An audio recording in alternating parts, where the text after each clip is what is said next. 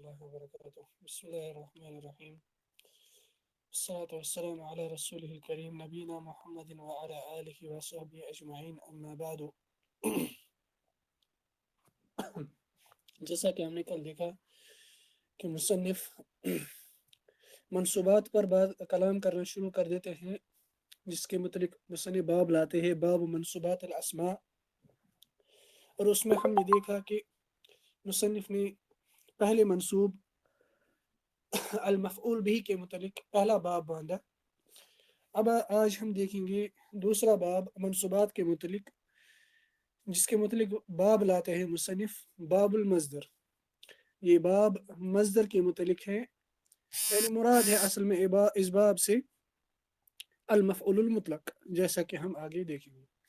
مصنف بیان کرتے ہیں المصدر هو الاسم المنصوب الذي يجيء ثالثا في تصريف الفعل نحو ضرب يضرب ضربا. بیان کرتے ہیں کہ مصدر ایسا منصوب اسم ہوتا ہے جو فعل کی تصریف میں، فعل کی گردان میں تیسرے نمبر پر آتا ہے، جیسے ضرب یہ پہلا نمبر ہے، یضرب یہ دوسری گردن ہے، دوسرا سیگا ہے، تیسرا سیگا جو ہے وہ ہے ضربن، اور یہ تیسرے سیگے پر آتا ہے ضربن، ضرب یضرب ضربن. بیان کرتے ہیں وہ قسمان، یہ دو قسموں کا ہے، لفظی و معنوی. ایک تو لفظی مصدر ہوتا ہے، دوسرا معنوی مصدر ہوتا ہے. فَإِنْ وَافَقَ لَفْظُهُ لَفْظَ فِعْلِهِ فَهُوَ لَفْظِ. بیان کرتے ہیں کہ اگر اس مصدر کا لفظ اپنے فعل کے لفظ کے ساتھ موافق ہوگا تو اس مصدر کو ہم لفظی کہتے ہیں. مراد ہے مفعول مطلق. نحو قتلتہ قتلا، قتلتہ قتلا کہ میں نے اس کو قتل کیا. وَإِنْ وَافَقَ مَعْنَى فِعْلِهِ دُونَ لَفْظِهِ فَهُوَ مَعْنَوِي. بیان کرتے ہیں کہ اگر وہ مصدر اپنے فعل کے معنی میں ہوگا، لفظ میں وہ بالکل فعل جیسا نہیں ہوگا، لفظ مختلف ہوں گے فعل سے، مگر اسی فعل کے معنی میں وہ مصدر ہوگا، اس کے موافق ہوگا معنی میں، فَهُوَ مَعْنَوِي، تو اسے معنوی مصدر کہتے ہیں، یعنی مفعول مطلق. نحو جیسے جلست قعودا،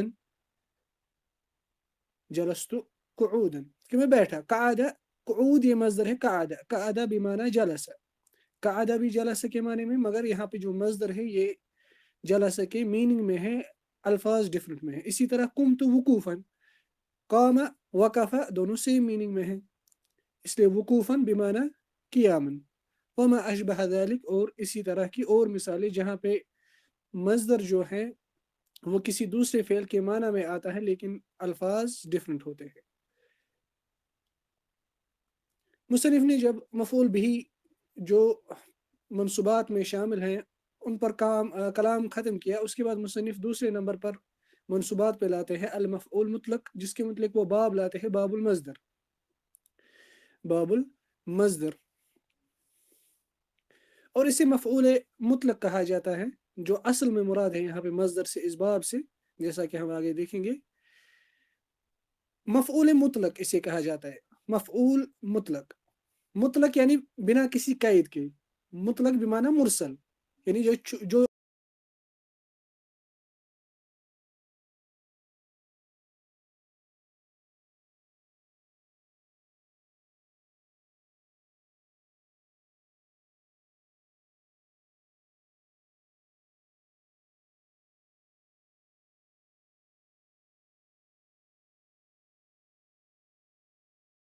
مفعول لہو، اس کے ساتھ بھی حرف جر لام کی قید لگائی جاتی ہے. اسی طرح ایک اور مفعول ہوتا ہے، اس کو ہم کہتے ہیں مفعول معہ، مع ظرف کی قید لگائی جاتی ہے، مفعول معہ. مگر یہ جو مفعول ہوتا ہے اس کو مفعول مطلق کہتے ہیں، یعنی یہ بنا کسی قید کے ہوتا ہے، کیونکہ اصل میں جو حقیقی طور پر جو مفعول ہوتا ہے وہ مفعول مطلق ہی ہوتا ہے، کیونکہ یہ اپنے فعل کا مصدر ہوتا ہے جو اس باب کا اصل ہے، جیسا کہ ہم آگے دیکھیں گے. بارہ مصنف بیان کرتے ہیں باب المصدر. مصدر جو ہے، مصدر کا مراد ہے لغت میں منبع، منبع کسی چیز کا سورس، جیسے کسی چشمے کا جو سورس ہوتا ہے جہاں سے پانی نکلتا ہے اس کو بھی ہم مصدر کہہ سکتے ہیں. کسی چیز کا جو سورس ہوتا ہے اسے ہم لغت میں اصل میں مصدر کہتے ہیں. مگر اصطلاح میں مصدر سے مراد ہیں جو مصنف اس کی ایک سمپل ڈیفینیشن بیان کرتے ہیں اور ہم اسی پہ غور کریں گے. بیان کرتے ہیں هو اسم المنصوب الذي يجيء ثالثا في تصریف الفعل کہ نمبر ایک یہ مصدر جو ہوتا ہے یہ اسم ہوتا ہے، اس کا مطلب یہ فعل اور حرف نہیں ہوتا ہے. حالانکہ اس میں فعل کا میننگ ہوتا ہے لیکن اس میں ٹینس نہیں ہوتا ہے. آپ ایسے بھی سمجھے کہ مصدر is equal to action minus time. اس میں ایکشن کا میننگ ہوتا ہے لیکن اس میں ٹائم نہیں ہوتا ہے کیونکہ یہ اپنے فعل کا اصل ہوتا ہے. اسی سے پھر باقی افعال نکلتے ہیں. جیسے ہم انگلش میں بھی کہتے ہیں ایٹنگ، سلیپنگ، گوئنگ، پھر اسی میں سے پھر ہم کہتے ہیں to go, to sleep, to eat. جو آئی این جی فارم ہوتا ہے انگلش میں، اسی طرح کوئی اور فارم بھی، اسے آپ سمجھے کہ اسے عربک میں مصدر کہا جاتا ہے. آئی این جی فارم جو ہوتا ہے انگلش میں. اس لیے مصنف نے کہا مصدر جو ہے یہ اسم ہوتا ہے جس سے فعل اور حرف باہر نکلتا ہے، اس لیے مصدر کو ہم ٹریٹ کرتے ہیں اسم کی طرح. مگر دوسری قید لگاتے ہیں مصنف کہ یہ منصوب ہوتا ہے. مراد ہے مصنف کا یہاں پر مصدر سے مفعول مطلق، کیونکہ مصدر کبھی مرفوع بھی آ سکتا ہے، مصدر کبھی مجرور بھی آ سکتا ہے، مصدر کبھی منصوب بھی آ سکتا ہے. مگر مراد ہے یہاں پر مصدر سے مصنف سے مفعول مطلق، اس لیے وہ کہتے ہیں الاسم المنصوب. الاسم المنصوب جس سے مرفوع اور مجرور باہر نکلتا ہے. مفعول مطلق جو ہے وہ مجرور اور مرفوع کی حالت میں نہیں آ سکتا. تیسری قید مصنف لگاتے ہیں الذی یجیء ثالثا کہ یہ فعل کے گردان میں تیسرے نمبر پر آتا ہے. حالانکہ اصل فعل کا یہی ہوتا ہے، مگر جو ہی ہم گردان کرتے ہیں فعل کی، تصریف فعل کی کرتے ہیں، تب یہ تیسرے نمبر پر آتا ہے.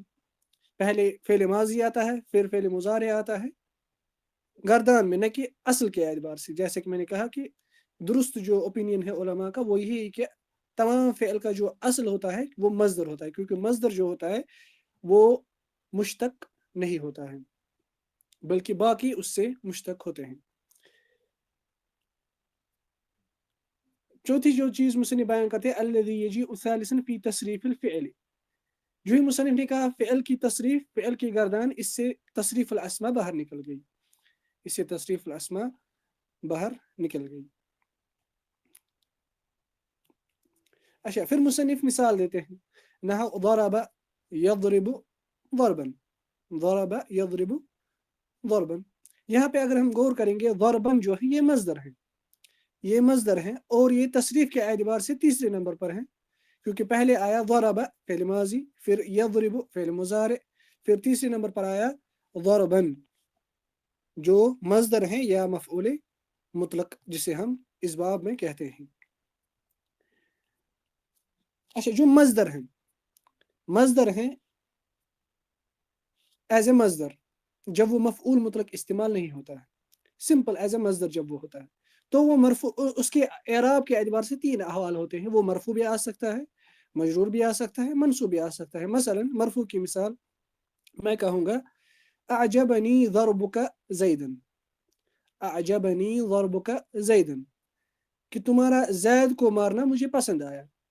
اعجبنی ضربک، دیکھیں اس مثال پر غور کریں. اعجبنی، اعجب یہ فعل ماضی ہے، یا متکلم اس میں مفعول بھی ہے، ضرب یہ اس کا فاعل ہے. اعجبنی ضربک تمہارا مارنا، ضربک، اس لیے یہاں پر اس مثال میں یہ مرفوع آیا. مجرور کی مثال مثلا میں کہوں گا عجبت من ضربک زیدا، عجبت من ضربک زیدا کہ تمہارا زید کا مارنا مجھے اس پر تعجب ہوا، تمہارے زید کے مارنے پر مجھے تعجب ہوا. یہاں پر ضرب من ضربک یہ مجرور آیا، عجب فعل ماضی تو عین سے عجب، عجبت، عجب یہ فعل ماضی ہے تو اس کا فاعل ہے، من حرف جر ہے، ضرب اسم مجرور مضاف ہے، کا مضاف الیہ، زیدن جو ہے یہ مفعول بھی ہے ضرب کا، مصدر کا، کیونکہ مصدر کا بھی فعل کا کام بھی کرتا ہے. اچھا، منصوب کی مثال وہ ہے جو ہم اب ذکر کریں گے، جس کے لیے مصنف نے اصل میں اب یہ باب ذکر کیا، جس کے لیے مصنف نے نام رکھا باب المصدر. بہتر یہ تھا کہ مصنف اس باب کا نام رکھتے باب المفعول المطلق، جیسے کہ انہوں نے اس سے پہلے کہا باب المفعول बिही, क्योंकि हम इस वक्त मंसूबात की बात कर रहे हैं, पूरे मज़दर की बात नहीं कर रहे हैं कि मज़दर का क्या क्या एराब होगा, हम इस वक्त मंसूबात की बात कर रहे हैं। इसलिए बेहतर था कि मुसन्निफ इसका नाम रखते बाबुल मफ़ऊल मुतलक, जो असल में मुसन्निफ का भी यहाँ पे मुराद है मज़दर से।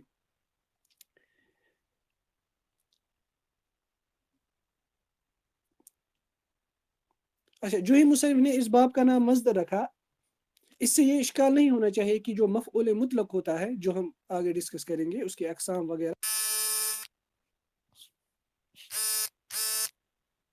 मफ़ऊल मुतलक ज़रूरी नहीं है कि वो मज़दर होना चाहिए, मतलब के लिए ज़रूरी नहीं है कि वो मज़दर ही होना चाहिए, बल्कि मज़दर के अलावा कोई और चीज़ भी मफ़ऊल मुतलक आ सकता है, कि जैसे कि हम आगे देखेंगे। उससे पहले हम देखेंगे कि मुसन्निफ क्या बयान करते हैं मज़दर के मुतल्लिक़। बयान करते हैं वो किस्मान, की जो मज़दर है, यानी मुराद है मफ़ऊल मुतलक, जो मज़दर है वो दो किस्मों का होता है, एक तो लफ्ज़ी, दूसरा मानवी।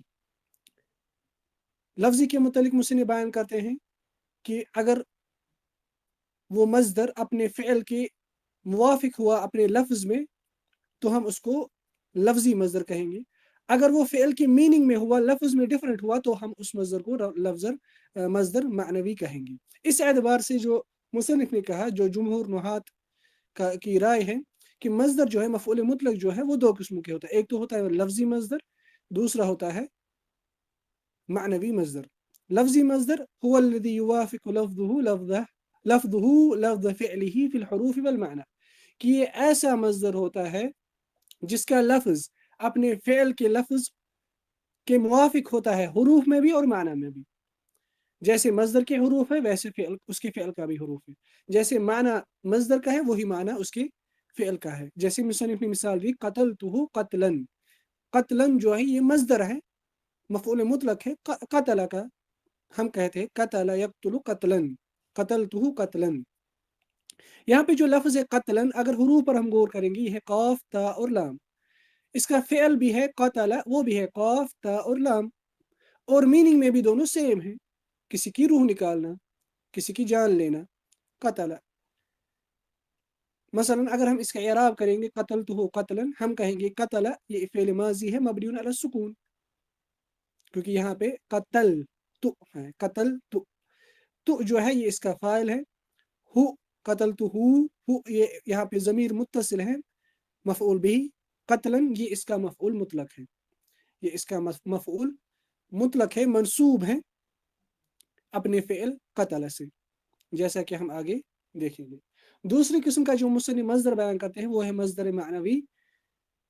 ये ऐसा मज़दर होता है, हुवा मा इत्तफ़क़ लफ़्ज़ुहु मअ फ़िअलिही फ़िल माना फ़क़त, कि ये ऐसा मज़दर होता है जो अपने फ़िअल के माना में होता है, लेकिन अल्फाज में डिफरेंट होता है।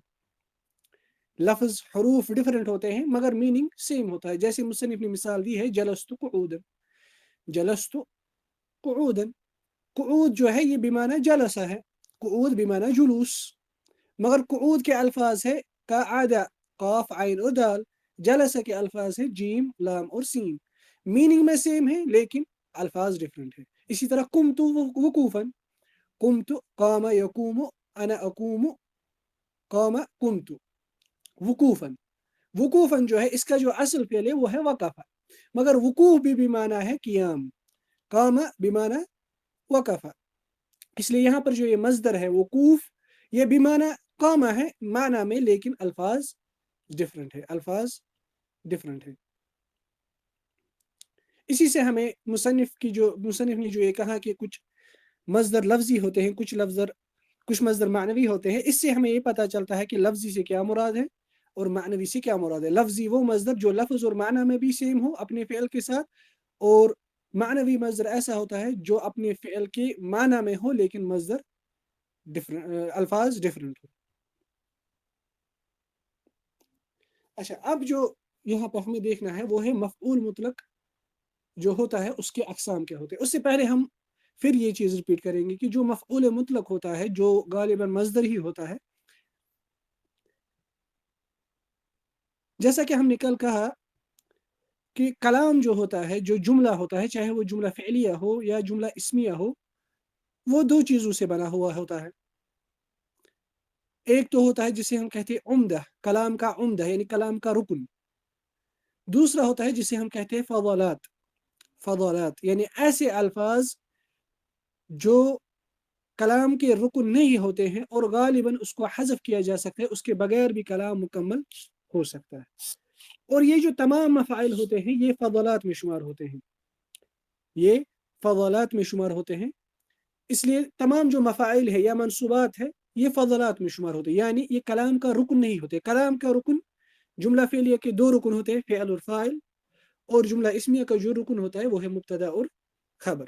بس باقی جو اس کے علاوہ منصوبات ہوتے ہیں وہ ان کو فضلات کہا جاتا ہے، یعنی وہ کلام کے رکن نہیں ہوتے. انہی میں سے ایک مفعول مطلق بھی ہے، یہ بھی فضلہ ہے، یہ بھی ایک ایکسٹرا کلام کا ایک ایکسٹرا حصہ ہوتا ہے جو غالباً ہم حذف کر سکتے ہیں، جس کے بغیر کلام اپنی میننگ اپنا کمپلیٹ میننگ دے سکتا ہے.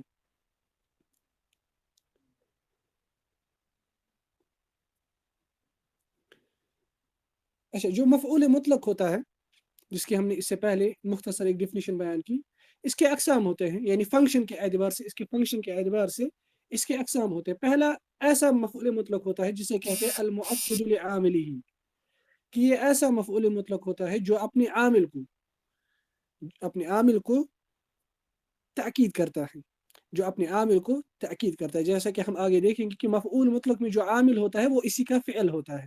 جیسے ہم نے اس سے پہلے دیکھا قتلتہ قتلن، قتلن کو کس چیز نے منصوب بنایا؟ قتلنی.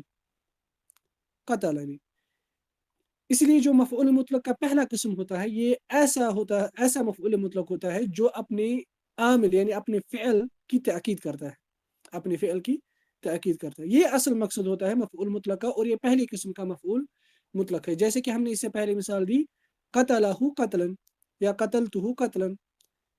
قتلہ قتلا، یہاں پہ قتلا کی کوئی الگ ٹرانسلیشن نہیں ہوگی، بلکہ یہ صرف ایمفیسس کے لیے لایا گیا ہے، تاکید کے لیے لایا گیا ہے. قتلتہ قتلا.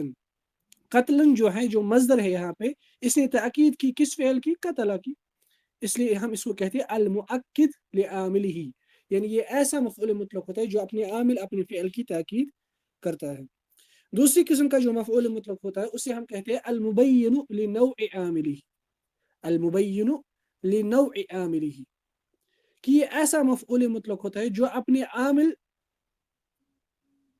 کی کائنڈ کو بیان کرتا ہے کہ وہ کیسا عامل ہے، وہ کیسا فعل ہے، کس قسم کا فعل ہے.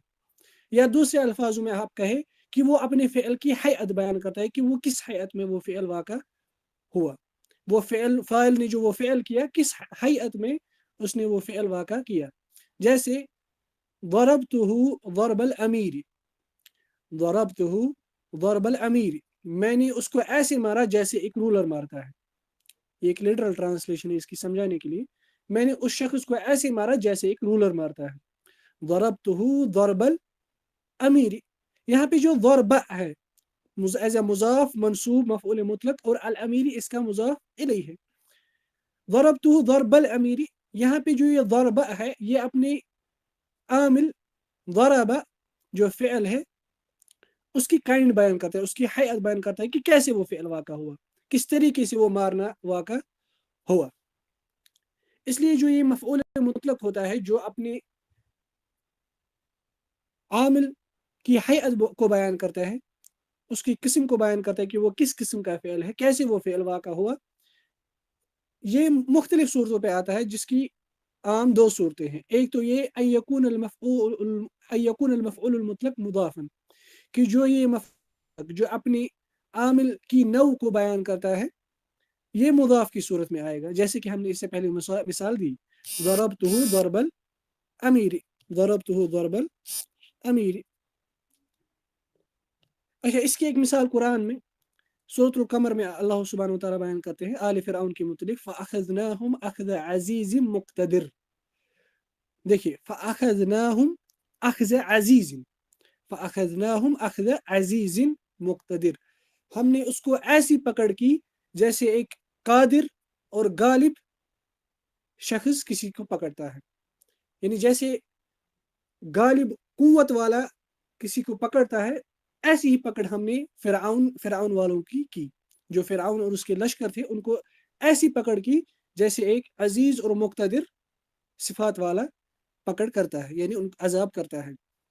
یہاں پہ جو یہ جملہ ہے فَأَخَذْنَاهُمْ أَخْذَ عَزِيزٍ مُقْتَدِرٍ، اگر ہم اس کا اعراب کریں گے ہم کہیں گے فَأَخَذْنَاهُمْ أخذ یہ فعل ماضی ہے، نون اور الف نا یہ اس کا ضمیر فاعل ہے، ہم اس کا مفعول بھی ہے، اس کے بعد جو مصدر ہے اخذ مضاف کی صورت میں وہ مفعول مطلق ہے، منصوب ہے، کیونکہ مفعول مطلق منصوب ہوتا ہے اور اس کی نصب کی علامت فتح ہے، اور وہ مضاف ہے، عزیز مضاف الیہ ہے، عزیز مضاف الیہ ہے۔ سو مفعول مطلق جو اپنے نو، اپنے عامل کی نو کو بیان کرتے ہیں، اس کی حیت کو بیان کرتے ہیں، اس کی فعل کی قسم کو بیان کرتے ہیں کہ وہ فعل کیسے اپنے فاعل نے واقع کیا، وہ یا تو مضاف کی صورت میں آئے گا یا دوسری صورت ایسی ہوگی اس کی ان یکون المفعول المطلق موصوفا، کہ مفعول مطلق موصوف آئے گا، منعوت آئے گا، یعنی اس کے بعد اس کا کوئی نعت ہوگا، جو نعت اس مفعول مطلق کی صفت ہوگا اور وہ اپنے عامل کی حیت بیان کرے گا، اس کی قسم بیان کرے گا کہ وہ کس قسم کا فعل، وہ فعل کیسے واقع ہوا۔ مثلا سورہ مزمل میں فرعون کے متعلق ہی اللہ سبحانہ و تعالیٰ بیان کرتے ہیں فَعَصَى فِرْعَوْنُ الرَّسُولَ فَأَخَذْنَاهُ أَخْذًا وَبِيلًا، فَأَخَذْنَاهُ أَخْذًا وَبِيلًا، کہ فرعون نے اپنے رسول یعنی موسیٰ علیہ السلام کی نافرمانی کی، فَأَخَذْنَاهُ أَخْذًا یہ مفعول مطلق ہے، وَبِيلًا یہ اس کا نعت ہے، پھر ہم نے اس کی شدید پکڑ کی، وَبِيلًا بمعنی شدید۔ دیکھیں یہاں پر جو یہ جملہ ہے فَأَخَذْنَاهُ أَخْذًا وَبِيلًا، اخذ یہ بھی فعل ماضی ہے، نا فاعل ہے، ہو مفعول بھی ہے، اخذن یہ مفعول مطلق منصوب ہے، وبیلن اس کی صفت ہے۔ اگر وبیلن صفت ہے تو آٹومیٹکلی اخذن جو ہے مفعول مطلق یہاں پہ وہ اس کا موصوف ہے، تو موصوف کی صورت میں بھی کبھی مفعول مطلق آتا ہے جو اپنے عامل کی نوع کو بیان کرتا ہے۔ تیسری قسم کا جو مفعول مطلق ہوتا ہے وہ ہوتا ہے المفعول المطلق المبین للعدد، ایسا مفعول مطلق جو اپنے فعل کی عدد بیان کرتا ہے کہ وہ فعل کتنی بار واقع ہوا۔ مثلا سورۃ الحاقہ میں قیامت کی تصویر اللہ سبحانہ و تعالیٰ کھینچتے ہیں کہ جب سور میں پھونک ماری جائے گی، اللہ سبحانہ و تعالیٰ بیان کرتے ہیں وَحُمِلَتِ الْأَرْضُ وَالْجِبَالُ فَدُكَّتَا دَكَّةً وَاحِدَةً، فَدُكَّتَا دَكَّةً وَاحِدَةً، دیکھیے وَحُمِلَتِ الْأَرْضُ وَالْجِبَالُ کہ زمین اور پہاڑ اٹھائے جائیں گے، اس کے بعد کہا جاتا ہے فَدُكَّتَا دَكَّةً وَاحِدَةً، پھر ان کو ایک ہی چوٹ میں پھر ان کو ریزہ ریزہ کیا جائے گا، ایک ہی چوٹ میں ایک ہی بلو میں ان کو ریزہ ریزہ کیا جائے گا۔ فَدُكَّتَا یہ فعل ہے مجہول کے صیغے پر، فَدُكَّتَا یعنی زمین اور آسمان کے متعلق مثنی اس لیے فَدُكَّتَا، یہ فعل ماضی ہے، فَدُكَّتَا مجہول کے صیغے پر، الف اسم فاعل ہے، دَكَّةً یہ اس کا مفعول مطلق مصدر ہے، واحدتاً یہ اس کی صفت ہے، مگر یہاں پہ جو یہ واحدتاً ہے یہ اپنے مفعول مطلق کی عدد بیان کرتا ہے جو پھر اپنی فعل کی عدد بیان کرتا ہے، اس لیے دکتن یہ مفعول مطلق منصوب ہے، واحدتاً اس کا صفت منصوب ہے، اور یہاں پہ جو یہ مفعول مطلق ہے یہ اپنی عامل کی عدد کو بیان کرتا ہے۔ سو یہ تھی تین اقسام کے مفعول مطلق۔ پہلا مفعول مطلق ایسا ہوتا ہے جو اپنے عامل کی تاکید کرتا ہے، دوسرا مفعول مطلق جو اپنے عامل کی نوع اس کی حیت کو بیان کرتا ہے، تیسرا مفعول مطلق جو اپنی عامل کے عدد کو بیان کرتا ہے کہ وہ فعل کتنی بار واقع ہوا۔ اب کچھ الفاظ ہوتے ہیں جیسا کہ ہم نے اس سے پہلے کہا کہ مفعول مطلق ضروری نہیں ہے کہ مفعول مطلق ہمیشہ مصدر ہی ہو، وہ کوئی اور لفظ بھی ہو سکتا ہے جو مفعول مطلق کی نیابت میں آتے ہیں۔ مفعول مطلق کی نیابت میں کچھ ایسے الفاظ بھی آتے ہیں جو مصدر پہ دلالت کرتے ہیں اور مفعول مطلق کا فنکشن کرتے ہیں، جیسے مصدر کا صفت، یعنی مفعول مطلق حذف کیا جائے گا، خالی اس کی صفت باقی رکھی جائے گی، خالی اس کی صفت باقی رکھی جائے گی۔ مثلا ہم کہیں گے سرت احسن السیر، سرت احسن السیر کہ میں بہترین طریقے سے چلا، سرت یہ سارا یسیر سے فعل ماضی ہے، سرت سر یہ فعل ماضی ہے، تو اس کا فاعل ہے، احسن جو یہاں پہ ہے یہ مفعول مطلق ہے، یہ مفعول مطلق ہے، مگر اگر آپ غور کریں گے احسن جو ہے یہ اسم تفضیل ہے، یہ مصدر نہیں ہے، مگر اس نے کس کی جگہ لی؟ اصل میں یہ جملہ ایسے تھا، سرت سیرن احسن السیر، سرت سیرن احسن السیر، سیرن کو ہم نے مفعول جو مصدر تھا اس کو ہم نے حذف کیا، اس کی جگہ پھر اپنی اس کی صفت نے لی. سو احسن جو یہاں پہ ہے وہ نیابت میں آئی اپنے مفعول مطلق کی، اس لیے احسن کو ہم کہیں گے کہ وہ مفعول مطلق ہے نائبا عن المصدر، جو اپنے مصدر کے نائب ہے، پھر وہ مضاف ہے، السیر مضاف الیہ ہے. سو کبھی مصدر کا صفت بھی اپنے مصدر کے نائب آ سکتا ہے اور ایز اے مفعول مطلق وہ کام کرے گا. دوسرا وہ ایسے اسما ہے جو اعداد نمبرز پر ڈینوٹ کرتا ہے، یعنی ایسا لفظ جو نمبر ڈینوٹ کرتا ہے وہ بھی کبھی مفعول مطلق آ سکتا ہے. مثلا میں کہوں گا، یا قرآن میں اللہ سبحانہ وتعالیٰ بیان کرتے ہیں فجلدوہم 80 جلدتاً، فجلدوہم 80 جلدتاً، ان اشخاص کے متعلق جو کسی شخص پر بدکاری کی تہمت لگائیں گے مگر پھر وہ 4 گواہ نہیں لا سکیں گے، ان کے متعلق اللہ سبحانہ وتعالیٰ بیان کرتے ہیں ان کو 80 کوڑے مارو. یہاں پہ اللہ سبحانہ وتعالیٰ بیان کرتے ہیں سورۃ النور میں فجلدوہم 80 جلدتاً، اصل میں تھا فجلدوہم جلدن 80، فجلدوہم جلدن 80، جلد یجلد اس کا مصدر ہے جلدن، اس کو حذف کیا گیا، اس کے بدلے ڈائریکٹ وہاں پہ رکھا گیا 80، فجلدوہم 80 جلدتاً.